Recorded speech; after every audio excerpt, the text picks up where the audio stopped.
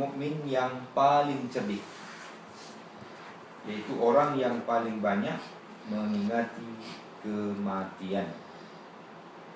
Orang yang paling banyak mengingati kematian, dan yang paling baik persiapannya menghadapi masa-masa setelahnya. Mereka lah orang-orang yang paling cerdik, jawab beliau.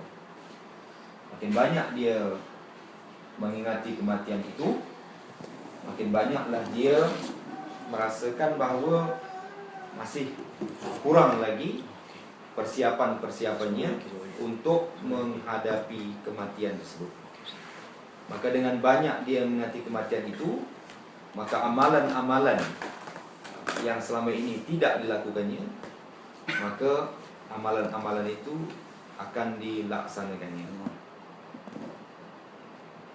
Syiddad ibnu Aus mengatakan bahawa Rasulullah SAW pernah bersabda, orang yang cerdik adalah orang yang dapat mengendalikan dirinya dan beramal sebagai persiapan untuk masa setelah kematian. Nabi kata, persiapkanlah dirimu untuk kematian yang telah dimaklumkan oleh Allah Subhanahu wa taala.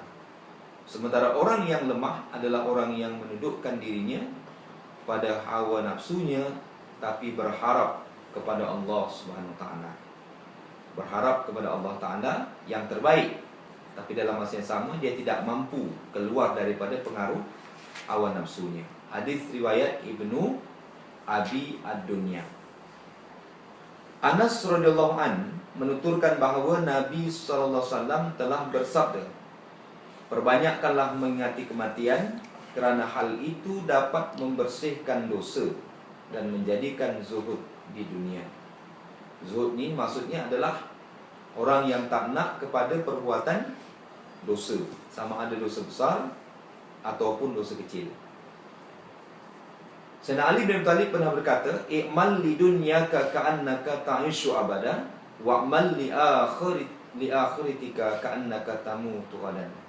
Berusahalah untuk urusan duniamu seolah-olah engkau akan hidup selama-lamanya, tapi berusahalah untuk akhiratmu seolah-olah engkau akan meninggal besok pagi. Ini banyak mengingati mati. Jika kamu ingatnya ketika kaya, ia akan menghabiskan harta itu di jalan Allah, kerana dia fikir besok nak mati. Jika mengingatnya ketika dalam keadaan miskin, ia akan menjadikan redha akan kehidupannya. Semuanya positif. Atha Al-Khurasani, orang Khurasan ni, menuturkan bahawa Rasulullah SAW pernah berjalan melewati suatu majlis yang diwarnai dengan canda tawa. Ini senda gurau lah, yang cukup keras. Beliau bersabda, siramilah majlis kamu itu dengan pengeruh kenikmatan. Ya. Jadi bersenda gurau banyak sangat tu tak boleh juga. Jadi kena ada Raja lawak ni. Kita Raja lawak. Kalau sampai satu tahap ketawa terus terbahak-bahak, itu problem itu. 2 jam ketawa ni. 2 jam ketawa itu problem itu. Kan? Jadi siramilah majlis tu. Majlis ilmu tu adalah dengan pengaruh kenikmatan. Jadi nikmat tu manisnya kan. Saya pernah rasakan satu majlis seorang syekh daripada Syria, di mana datang rumah dia tu, dia disediakan tempat untuk mendengar kuliah lah. Walaupun tak lama, lebih kurang dalam setengah jam, tapi kita rasa macam begitu nikmat kan. Di mana di Syria? Di Syria. Lepas tu, lepas kuliah tu kan, kita buat sembahyang berjemaah. Jadi kuliah dan sembahyang jemaah tu pun orang kata suatu pengalaman yang luar biasa. Jadi sembahyang di belakang ulama besar Syria kan. Dr. Wahbah Zuhaili. Memang menarik sekali. Jadi itu yang kita nak. Rasulullah SAW kalau dia dalam majlis pun dia menyentuh jiwa, buat orang menangis. Itu yang paling baik lah, daripada orang terbahak-bahak ketawa-ketawa kan. Tak sudah-sudah ketawa kan. Karena ceramah-ceramah yang buat lawak tu okey kan? Okey juga. Dia menarik lah. Ceramah yang sindiran, tapi yang dia menyedarkan. Yang menyedarkan lah. Bukan yang saja-saja kosong. Bukan yang kosong-kosong. Okey. Ini direkam ni, insya-Allah. Ah. Alhamdulillah. Apakah pengaruh kenikmatan itu? Tanya mereka kepada Rasulullah. Beliau menjawab, kematian. Ya. Jadi kematian itu melenyapkan kesenangan dunia seketika. Hatta zurtumul maqabir au mutum fil qubur. Jadi kalau kematian itu datang, sedang bergembira, hilang kenikmatan kegembiraan itu. Tapi malaikat maut tidaklah berdosa. Dia mencabut nyawa manusia ni. Walaupun dicabut nyawa ni, hilang orang kata anak-anak jadi yatim, lepas tu isteri-isteri jadi janda kan. Tidaklah berdosa sebab ni semua adalah di atas perintah Allah SWT. Ya, Allah Taala nak jadikan hidup tu adalah mati. Tapi mati tu dihidupkan semula di tempat yang lain. Ya. Jadi Sufyan mengisahkan seorang tua pernah memberitahu kami bahawa Rasulullah pernah berwasiat kepada seorang seraya bertutur, perbanyaklah mengingati kematian, niscaya akan menghiburmu daripada kedukaan selain daripada itu. Ya. Jadi tak ada apalah hidup ni sebenarnya, sebab hidup ni adalah akan menuju destinasi kematian. Zaid As-Silmi menuturkan bahawa Nabi SAW jika menenangkan para sahabatnya yang lengah dengan suara tinggi, beliau berkata, telah datang kepada kamu kematian sebagai satu keniscayaan, satu kepastian, baik itu merupakan kesengsaraan ataupun kebahagiaan. Kalau mati itu dia sengsara, mati itu bukan sia-sia. Sebab mati itu adalah di mana Allah Ta'ala kurangi dosa dia. Jadi orang mukmin ini bukan semuanya dia rasa senang mati kan. Ada kali dia sakit juga mati itu. Tapi mati sakit itu, nikmatnya Allah Ta'ala beri, hapus semua dosa-dosa yang lakukannya. Dalam Syu'ab Al-Iman, Al-Bahaqi dalam Syu'ab Al-Iman. Wadid Ibnu Attab menuturkan bahawa Rasulullah SAW jika merasakan adanya kelengahan pada orang-orang yang akan mati, beliau mendatangi mereka dan mengetuk pintu mereka. Lalu berucap 3 kali, wahai sekalian manusia, wahai pemeluk Islam, telah datang kepada kamu kematian yang merupakan satu keharusan. Dia datang dengan segala yang dibawanya. Dia membawa ketenangan, kedamaian dan barakah yang melimpah bagi para walinya daripada golongan para penghuni akhirat yang usaha dan keinginan mereka tertuju padanya. Ingatlah bahawa setiap orang yang berusaha pasti punya tujuan, dan tujuan setiap orang berusaha adalah kematian, baik ia mendahulunya ataupun didahului olehnya. Orang yang cinta pada Allah Ta'ala sentiasa dia rindu kepadanya. Dan apabila rindu kepadanya, tak ada lain yang diharapkannya adalah kematian. Sebab kalau dia tak mati, dia tak akan jumpa dengan Allah Ta'ala. Dia tak akan jumpa dengan kasihnya Nabi Muhammad SAW. Dia akan bergabung dengan orang-orang soleh bersama dengannya. Ya. Rindu dengan bapak-bapak dia. Macam mana dia nak jumpa bapak dia? Mati dulu, baru dia jumpa dengan arwah-arwah ibu dan bapa yang telah meninggal dunia. Ammar menuturkan bahawa Rasulullah SAW pernah bersabda, cukuplah kematian itu sebagai peringatan. Kalau kita katakan banyak peringatan ini, cukuplah kematian itu sebagai peringatan yang amat dahsyat buat kita, ya, yang bila-bila masa datang kepada kita. Dikatakan, ya Rasulullah, adakah seorang yang digiring bersama para syuhada? Beliau menjawab, ya, iaitu orang yang ingat kematian pada siang dan malam hari tidak kurang daripada 20 kali. Ya. Kita nak ingat mati pun 1 kali pun takut Waktu nak tidur umpamanya kita ingat mati, bayangkan sedang tidur tu ya, inilah umpamanya duduk di alam barzakh, duduk sorang-sorang, tak ada orang yang menemani kita melainkan amalan ibadah kita, gelap dan sebagainya ya.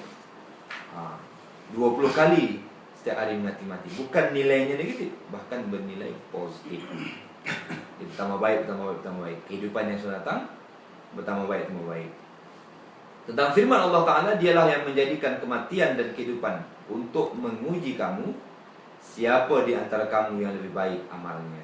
Quran Surah Al-Mulk ayat 22 ya. Tabarakallazi biyadikal mulk allazi liyabluwakum ayyukum ahsanu amala. Jadi Allah Ta'ala menguji hidup dan mati kita adalah nak melihat mana amalan yang terbaik buat kita. As-Sa'di menuturkan bahawa Rasulullah SAW bersabda, Iaitu orang yang paling banyak mengingat kematian di antara kamu, yang paling siap menghadapinya, serta yang paling takut dan paling berhati-hati. Hadis riwayat Ibnu Abi Ad-Dunya dan Al-Baihaqi dalam Su'ab Al-Iman. Ibnu Sabit meriwayatkan bahawa ada seseorang yang berzikir di sisi Nabi. Beliau lantas memujinya. Kemudian beliau bersabda, bagaimana cara dia mengerti kematian. Tetapi hal itu tidak disebutkan. Lebih lanjut beliau mengatakan, tidak lain adalah seperti kamu berzikir, ya, Subhanallah, Subhanallah, Subhanallah, Alhamdulillah, Alhamdulillah, sepanjang masa mengerti kematian itu. Dan dia bersedia terus dalam kondisi yang bagaimanapun, dalam keadaan dia kaya ke dalam miskin, dia terus ingat akan kematian itu. Hadis riwayat Abi Ibn Syaibah dalam Al-Musannaf dan Imam Ahmad dalam Az-Zuhd. Hadis serupa juga diriwayatkan daripada Anas oleh Ibnu Abi Ad-Dunya dan Al-Bazzar sebagai hadis mausul. Demikian juga menurut riwayat At-Tabrani dari Sahal Ibnu Sa'ad. Sebahagian di antara mereka mengatakan, barang siapa yang banyak mengerti kematian, dia akan dimuliakan dengan 3 hal. Yang pertama, disegerakan taubatnya. Ya, taubat disegerakan, dipuaskan hatinya, dan diberi semangat dalam ibadahnya. Ini hikmah, ya, daripada mengingati kematian. Taubatnya diterima, kemudian ditenangkan hatinya, dan diberi semangat, ya, terus bersemangat dalam ibadahnya. Ya, Allah Ta'ala mengilhamkan semua itulah pada dia.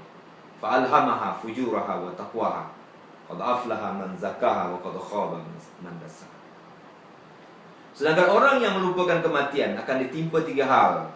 Ditangguh taubatnya, tidak redha dengan kecukupannya, dan malas dalam beribadah. Fa innakum ammartumud dunya, yang lebih bahaya lagi, dia cinta dunia. Wa akhrabtumul akhirah, dan dia melupakan akhiratnya. Ini yang lebih bahaya. At-Taimi mengatakan, ada 2 hal yang memutuskan aku dari kenikmatan dunia. Ini kata At-Taimi, iaitu mengingat kematian dan mengingat keadaan ketika berdiri di hadapan Allah SWT. Putus makrifah. Ya, 3 perkara yang amat setia Allah Ta'ala. Yang pertama, fakir. Yang kedua adalah berusaha, ikhtiar bersungguh-sungguh. Kemudian redha di atas ketentuannya. Dan yang ketiga, memutuskan hubungan selain daripada Allah Subhanahu wa ta'ala. Jadi pada ketika kita berdiri di hadapan Allah Ta'ala, solat umpamanya, kita memutuskan hubungan daripada semua makhluk. Tak terlintas pun apa dalam hati kita, melainkan kecintaan dan kerinduan kita kepada Allah Ta'ala. Ilahi manzal lazi, ya, bi'unsin wa qurbik. Jadi dengan kenikmatan itu, kita rasa dekat dengan Allah Subhanahu wa ta'ala. Rasa-rasa tak cukup-cukup amal ibadah yang kita lakukan itu. Yang kita sentiasa redha dengan apa yang kita miliki. Karena Allah lah yang memberi kecukupan kepada kita. Wa ta'atuhu huna. Dan Allah Ta'ala lah yang memberikan kecukupan kepada kita. Jadi semangat ibadah ini, yang kita fikir benda yang tak seronok, macam nanti kematian itu tak seronok sebenarnya, ya. Tapi itulah yang mendatangkan kebaikan kepada kita. Benda yang pahit, ya. Dan kita ingat satu hari kita akan meninggalkan dunia ni. Orang pergi, kita tengok orang pergi berkunjung pada orang mati, ya. Ziarah kubur umpamanya, atau menguruskan jenazah, ya, orang yang telah mati ikut bersama kita. Itu kita memberikan kesedaran yang amat banyak kepada kita tentang hidup kita ini akan berakhir dengan cara yang seperti itu. Dulu kita hidup segak dan sebagainya, tapi hari ini kita kaku, di atas lantai, disemayangkan orang, kemudian didoakan orang, kemudian mayat kita diusung, ya, ke pemakaman beramai-ramai, kemudian kita ditanam. Tak ada seorang pun yang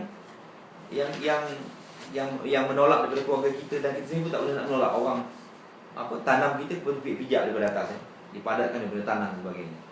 Ini semua adalah takdir kita yang suatu hari juga akan berlaku kepada kita. Allah Ta'ala berfirman, janganlah kamu melupakan bagianmu daripada kenikmatan dunia. Ayat tersebut sebahagian daripada mereka mengatakan ayat tersebut merupakan nasihat yang berhubungan dengan kalimah sebelumnya. Carilah apa yang telah dianugerahkan Allah kepadamu, kepada kebahagiaan di akhirat. Fantashiru fil ardi wabtaghu min fadlillah wazkurullaha la'allakum tuflihun. Jadi kejayaan itu sebenarnya kejayaan di akhirat. Jadi kalau kita mencari kejayaan akhirat, kejayaan dunia ini akan dapat. Tapi kalau kita mencari kejayaan dunia ini, kejayaan akhirat juga tidak dapat. Itu dia, ya. Lebih lanjut mereka mengatakan, dengan pengertian lain, carilah surga dari apa yang telah diberikan Allah kepadamu dengan melakukan apa yang dapat menghantarkanmu kepadanya. Jalan surga banyak, ya. Tak berliku-liku pula jalan surga ni. Jalan Allah ni satu je, lurus, ya. Tak bengkok-bengkok. Tapi orang suka cari jalan yang bengkok-bengkok, ya. Suka cari benda-benda yang dimurkai oleh Allah Subhanahu Wa Taala. Ya, terasa nikmat dengan kemurkaan Allah Taala. Amalan-amalan maksiat lakukan tu rasa nikmat. Sementara ibadah tu terasa malas. Ya. Kalau pergi masjid sembahyang berjemaah, ya, tak nak tunggu imam sampai selesai baca doa. Ya. Lepas sembahyang terus pergi. Sebab ada kesibukan-kesibukan lain. Alangkah nikmatnya kita duduk, ya. Kita beriktikaf, kita menenangkan diri kita. Kita berjumpa dengan rakan-rakan kita sama iman, ya. Kita makan bersama berjemaah, itu keberkatan luar biasa. Amat tinggi nilai sisi Allah Taala. Bukankah yang memanjangkan umur, yang murahkan rezeki, kemudian yang menjauhkan kita daripada balak, daripada musibah, daripada penyakit dan sebagainya itu, orang selalu suka bersolat berjemaah, duduk di iktikaf dalam masjid, ya. Itu yang memanjangkan umur kita. Lebih lanjut mengatakan dengan pengertian lain, carilah surga dari apa yang telah diberikan Allah kepadamu dengan melakukan apa yang dapat mengantarmu kepadanya. Dan jangan lupa bahawa kamu akan meninggalkan seluruh kekayaanmu. Semuanya akan diregister selepas kita mati. Register. Selama ini rumah atas nama anak kita pindah nama. Harta kita pindah nama. Duit kita pindah nama. Semuanya atas nama keluarga kita. Atau diwakafkan kepada orang lain. Ini semua adalah yang pasti. Jadi tak ada yang freehold, ya. Tak ada kekal. Semuanya leasehold. Semuanya leasehold. Kita katakan rumah kita freehold, ya. Tapi rumah kita freehold lah. Tapi nyawa kita leasehold. Tak sampai pun 19 tahun ni. Ada lama 80 tahun. Jadi macam tu, ya. Kamu akan meninggalkan seluruh kainmu kecuali bagianmu, iaitu kain kafan. Ini kain kafan. Jadi ada satu riwayat pernah dikatakan salah seorang tu meninggal dunia. Sebelum dia meninggal dunia itu dia berdialog dengan 3 yang amat dicintainya dalam dunia.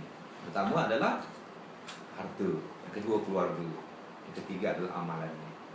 Dia bertanya kepada hartanya, wahai hartaku yang amat aku cintai, susah payah aku mencarimu. Allah Ta'ala bagi peringatan kepadaku, allazi jama'a ma'ala wa addada. Ya. Jangan kedekut, ya, dengan harta kita. Hendaklah diinfakkan jalan Allah Ta'ala.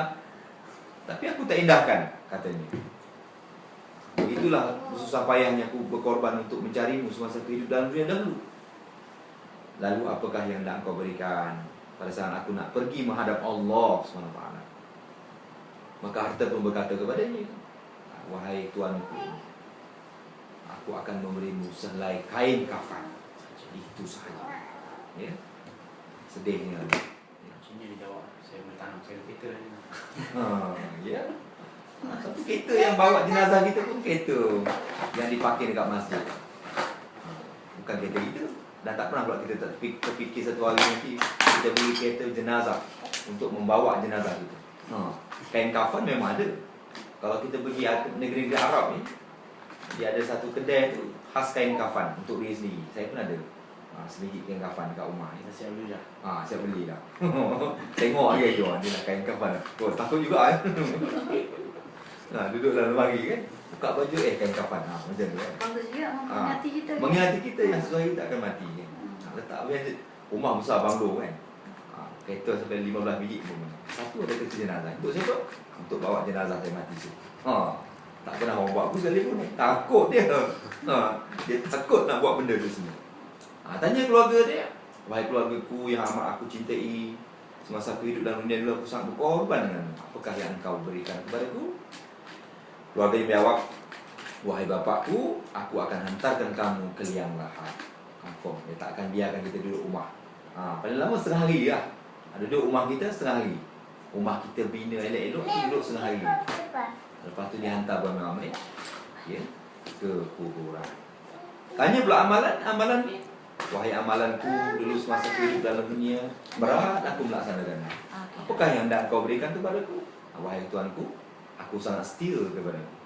Kemana saja engkau pergi, aku akan ikut bersama dengan. Nampak ya? Yang paling setia dengan kita adalah amalan kita. Ternyata itu pula yang berat kita melakukannya dalam dunia ini. Wallahu a'lam. Itu dia. Jadi syair ini mengatakan, ini syair ini bagus. Bagianmu yang dikumpulkan di setiap masa hanyalah dua saja. Bagian harta yang kita kumpulkan setiap masa tu hanya dua saja yang kita dapat. Kain kafan. Engkau hanyalah dibungkus di dalam. Hanya itu saja. Abu Hurairah mengatakan bahawa ada seseorang yang pernah datang kepada Nabi seraya berucap, apa yang menyebabkan saya membenci kematian? Apakah kamu mempunyai harta? Tanya beliau. Orang itu menjawab, ya. Nafkahkanlah hartamu itu kerana hati seorang mukmin selalu terikat oleh hartanya. Jika harta itu diinfakkan, berarti dia lebih suka untuk mendapatkan kematian itu. Jika harta itu ditangguhkan infaknya, berarti dia lebih suka untuk menangguhkan kematian itu. Orang suka menafkahkan harta pula, bukan pula makin habis harta dia, makin berlipat ganda harta. Ada seorang bilioner daripada Afrika. Pengalaman daripada seorang berkawan orang Afrika di bahagian kapal Mesline. Afrika ni dia datang kemari tu dia buat bisnes dia duit banyak lah, kan? Badan gempal tegak besar macam tu kan.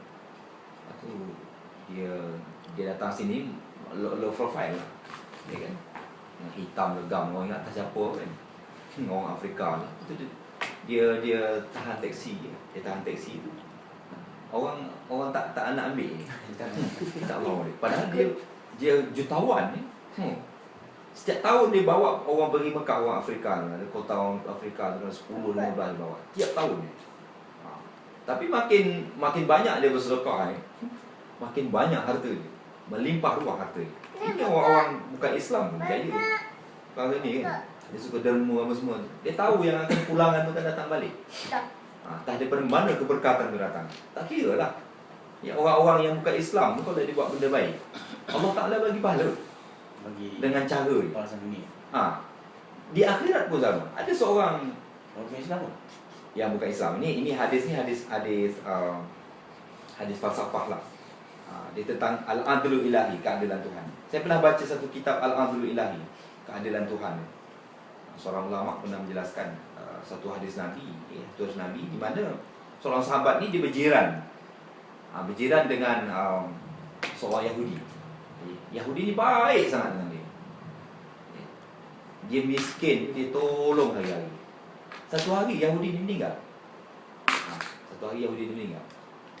Lepas dia meninggal tu, dia merasa sedih lah. Bukan sedih sebab tak ada lagi orang tolong dia.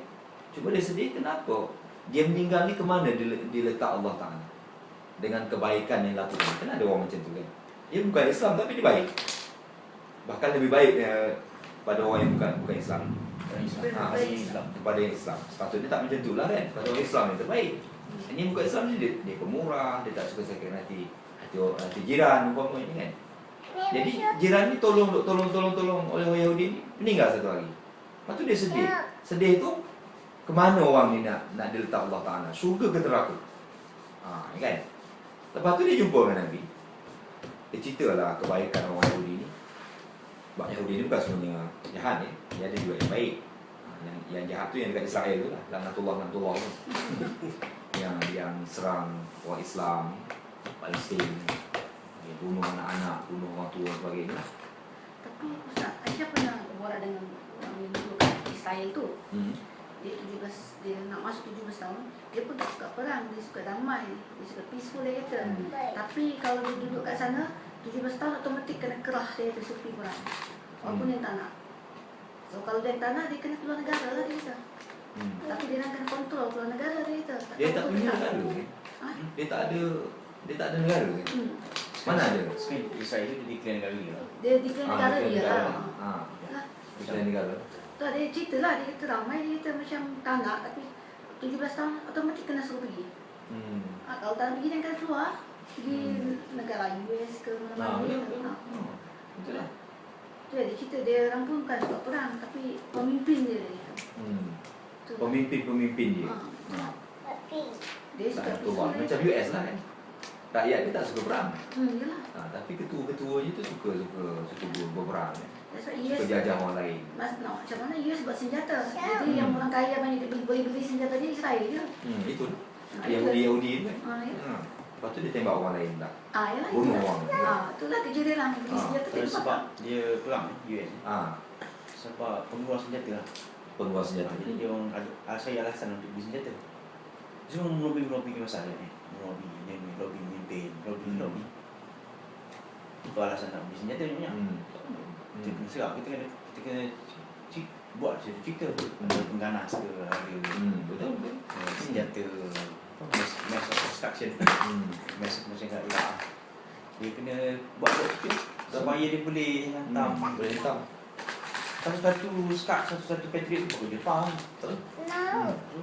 Presiden dengan pemimpin tu semua dapat komisen ya. Semua is all Obama menang je takkan terus dia attack.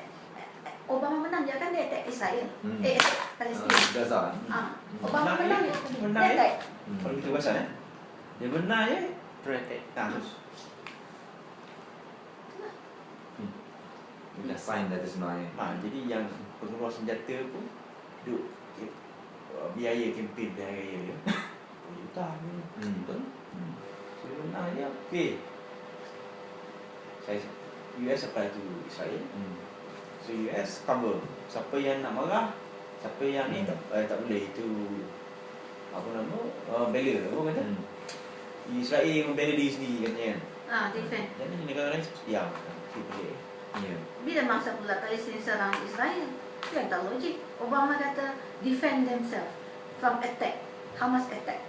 Obama yang cakap, tapi tak keluar lah dekat statement-statement tempat lain. Tapi dia, Aisyah terbaca ada satu statement keluar, tapi dia baca balik tak ada statement Obama.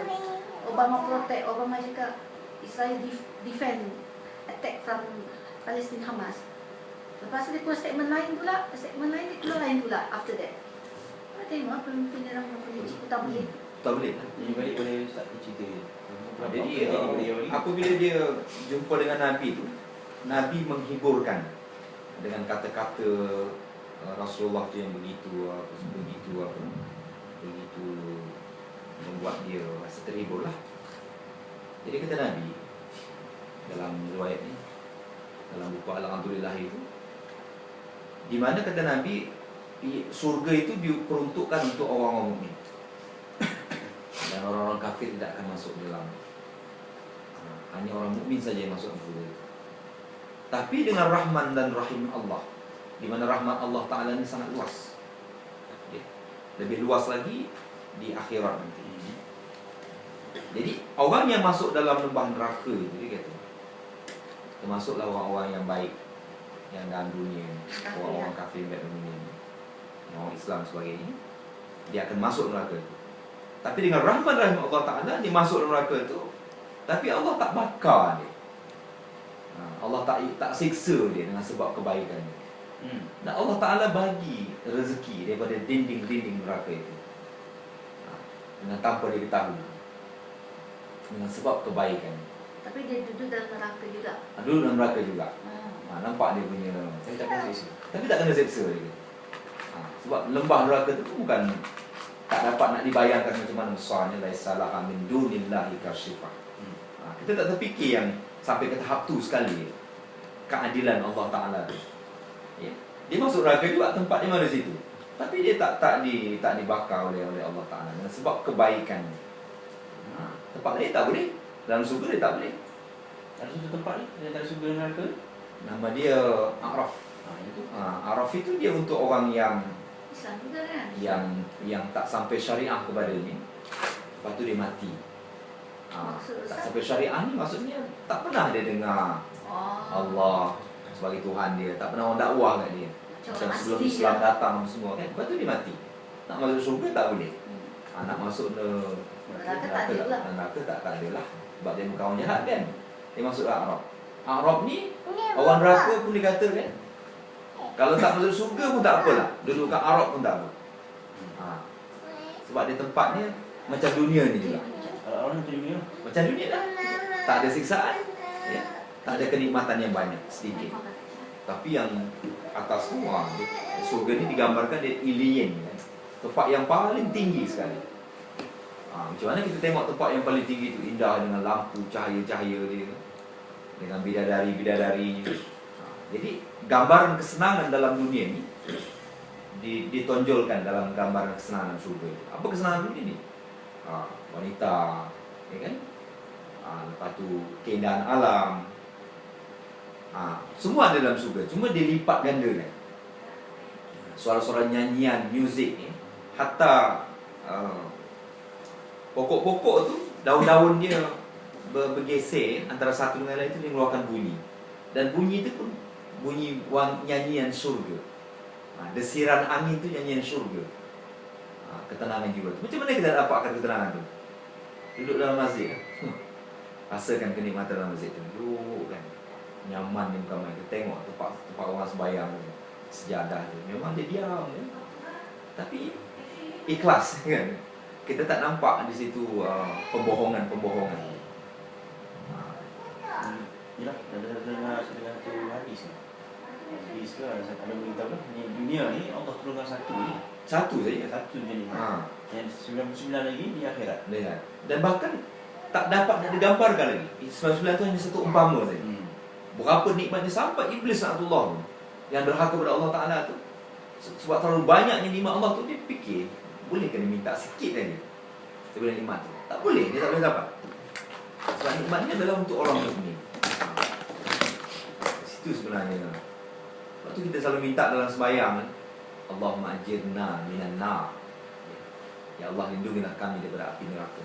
Lindungilah kami daripada api neraka. Jadi kepada orang yang mak ayah dia bukan Islam, boleh ke doakan supaya semua tak kena siksa? Dia setiap amalan perbuatan yang kita lakukan, amalan perbuatan baik akan dibalas dengan baik. Amalan perbuatan buruk dibalas dengan keburukan. Jadi siapa saja yang membuat amalan keburukan, maka keburukan itu akan dibalaslah. Siapa saja yang membuat amalan kebaikan, amal kebaikan itu juga dibalas. Jadi macam mana Allah Ta'ala nak balasnya? Kalau orang yang duduk sebagai mukmin, sebagai mukmin yang soleh, dia duduk di dalam neraka. Mukmin asli, bukan mukmin soleh. Mukmin asli dia duduk dalam neraka dengan sebab dosa-dosa yang telah lakukannya masa hidup dunia dahulu. Lepas tu habis dosa tu dibakar oleh Allah Ta'ala, ya kan? Lepas tu dengan iman itu dia naik ke dalam syurga. Tapi bagaimana kalau dia bukan Islam, akidah dia memang bukan akidah Islam, dia tidak bertuhankan Allah dan tidak bernabikan Rasul, kemudian dia masuk dalam neraka. Adakah dia disiksa dengan amalan buruk dia, dengan akidah dia? Jawapannya disiksa. Tapi dalam masa yang sama, kebaikan itu Allah Ta'ala berikan juga kepada dia. Boleh jadi dalam neraka itu dia direhatkan sementara waktu dengan amalan kebaikan dia itu, dengan kebaikannya kepada orang lain. Dan hak cakapnya macam yang Cik Arif tanya kan, hubungan dengan keluarga Kak Isyah kan, di mana dengan sebab dia masuk Islam tu, dia orang pun dapat juga dia punya nilai kebaikannya. Nilai kebaikan tu dapat dengan dia orang. Sebab zuriat dia, walaupun mak bapak belum Islam lagi, Allah akan bagi juga nilai kebaikan dengan mak bapak, walaupun dia belum Islam lagi. Ini nilai keadilan Allah Ta'ala. Allah Ta'ala tu maha adil. Sebab ini umat dia, hamba dia. Dia bukan orang lain. Dia ciptakan, dia tak kira yang Islam bukan Islam tu adalah hamba Allah Ta'ala. Dan Allah Ta'ala tu sayang dengan hamba dia, dan dia akan berikan keadilan yang sama kepada dia. Jadi kalau kita Aisyah doa untuk mak tu, Allah terima tak doa tu? Sebab ada ustaz kata tak terima sebab ada kalanya doa itu diterima, dan ada kalanya tidak. Misalnya kalau kita doakan dia untuk Islam, tak terima lah. Ya Allah, didoakan ibu bapa, ya Allah, saya memohon kepada Allah Ta'ala supaya supaya mak bapak saya masuk Islam satu hari nanti. Ini kan doa yang didengar oleh Allah Ta'ala.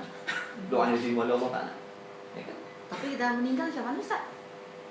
Kita mohon rahmat daripada Allah Ta'ala sedikit diberikan kepada dia, walaupun dia bukan Islam. Itu kuasa Allah SWT. Rahmat Allah Ta'ala itu maha besar gitu. Bukan sikit rahmat Allah Ta'ala. Dan dia boleh bagi pada siapa saja yang dikehendaki. Buktinya orang yang bukan Islam, dia boleh jadi Islam. Semasa dia berdoa kepada Allah Ta'ala itu, dia belum Islam lagi. Tapi Allah Ta'ala bagi petunjuk dengan dia, bagi hidayah dengan dia, bagi kesenangan dengan dia. Jadi orang Yahudi tadi tu dia dijawab oleh Rasulullah dengan cara macam tu. Terhibur hati mukmin ini. Oh, kalau Rasulullah yang jawab dah jelas. Confirm dah tu kan. Tak ada lagi lah khilaf-khilafnya lagi tu gitu. Macam tu. Kita sambung sikit lagi. Sa'id Ibn Mansur menuturkan bahawa Abu Ad-Darda berkata, nasihat yang baik, kelengahan yang cepat. Cukuplah kematian itu sebagai penasihat, dan cukuplah masa itu sebagai pemisah. Hari ini berada dalam rumah, dan besok sudah berada di dalam kubur. Hari ini kita berada di rumah, esok sudah berada di kubur. Saya teringat satu pengalaman seorang daripada nenek kepada pelajar Quran saya ni, di mana dia minta tolong dengan saya doa sebab dia nak pergi operation lah. Dia nak pergi operation, dia minta tolong doa. Masa tak tolong doa tu dia cakap dengan saya, Ustaz, saya takut lah nak buat kemudahan ni. Makcik, jangan takut lah, ini semua dah takdir Allah Ta'ala. Rupanya saya cakap tu orang yang nak mati 3 hari lagi. Makcik tu? Makcik 3 hari nak mati. Hari Khamis saya baca doa, Hari Ahad dia meninggal dunia. Ahad malam dia meninggal dunia. Ahad pagi dia meninggal dunia. Jadi daripada Khamis, Jumaat, Sabtu, Ahad, 3 hari saja dia masa dia baru itu. Hari itu dia berada di rumah kan. Hari Isnin itu sudah berada di dalam alam barzakh. Pagi tadi dia nak pergi kerja. Dia biasa ya? Macam biasa. Misalnya lah kan. Dia mati sebab buat pembedahan. Selepas dia bedah tu, pembedahan pintasan jantung dia okey, tapi buah pinggangnya problem selepas dia bedah. Jadi dengan sebab tu dia meninggal dunia. Penyebab sabab musabab je lah. Sabab musabab bukan orang kata sebab operation tu, tapi sebab sabab musabab, sebab kematian. Sebab kematian itu. Itu sudah ajal, tak boleh nak elak kan. Kalau sekiranya pun tidak dengan sebab operation pun akan sampai juga ajal kita, dan kita akan pergi dengan cara yang lain pula. Ada kadang-kadang kita tengok orang ni daripada rumah dia elok kan, minta izin dengan isteri dia nak pergi kerja sebagainya, sampai tengah jalan berlanggar mati. Tadi elok dekat rumah, sekarang dah dalam kubur alam barzakh. Ini sebenarnya. Jadi kematian itu teramat dekat dengan kita. Teramat dekat dengan kita. Satu hal yang pasti dengan kita. Tapi kenapa kita tak suka mengingati ini? Kita jauh lagi. Kita ingat kita jauh lagi. Oh, yang mati itu dia, bukan saya. Gitu. Muda lagi. Saya masih muda. Saya masih banyak lagi harapan dan sebagainya. Badan sihat lagi. Sebenarnya yang sihat pun boleh mati. Yang sakit berpanjangan tak mati kan? Yang sihat tak mati. Yang sehat mati, yang sakit berpanjangan mati. Wallahu a'lam bissawab. Auzubillahi minasyaitonir rajim. Bismillahirrahmanirrahim. Allahumma ja'al jam'ana hadza jam'an marhuma wa tafarruqana min ba'dihi tafarruqan ma'suma. Allahumma ighfir lana dzunubana wal walidina warhamhum kama rabbawna shighara. Wa li jami'il muslimin wal muslimat wal mu'minina wal mu'minat al ahya'i wal amwat bi rahmatika ya arhamar rahimin. Rabbana atina fid dunya hasanah wa fil akhirati hasanah wa qina azabannar. Wa sallallahu ala Muhammadin nabil ummi wa ala alihi wa sahbihi wasallam. Subhana rabbika rabbil izzati amma yasifun wa salamun alal mursalin walhamdulillahi rabbil alamin. Taqabbalallahu minkum innahu kuntum taqabbalul karim.